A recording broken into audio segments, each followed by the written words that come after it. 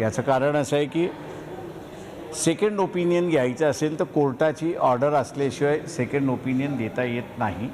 आणि second opinion देताना त्यांनी सर्व गोष्टी तपासून दिलेल्या आहेत का असं मी मानणार नाही त्या ठिकाणी.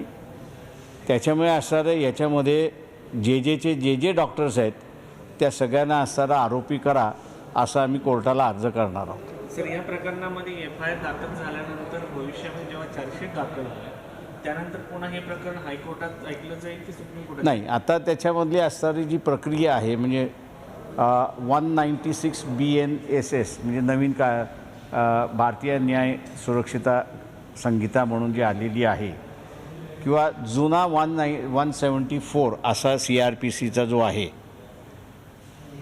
ते दोन्हीही माझ्या दृष्टीने इनकम्प्लीट आहेत. हे आम्ही हायकोर्टाला त्या ठिकाणी दाखवून देण्यात आलं आणि म्हणून हायकोर्टाने एग्री केलं की तिथे गाईडलाईन ले डाऊन करायच्या आहेत. त्याच्यामुळे पहिल्यांदा असं होणार आहे त्याच्यामध्ये की गाईडलाईन ले डाऊन केल्या जातील.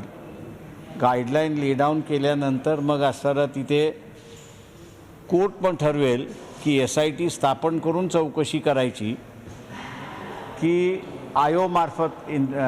मार्फत करायची, हा त्याच्यातला भाग आहे.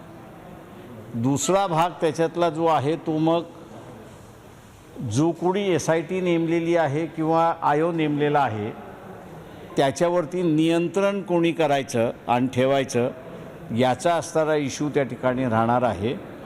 आणि आता isakal.com आहे देशातील नंबर 1 ची मराठी न्यूज वेबसाईट. प्रत्येक अपडेटसाठी isakal.com ला नक्की भेट द्या.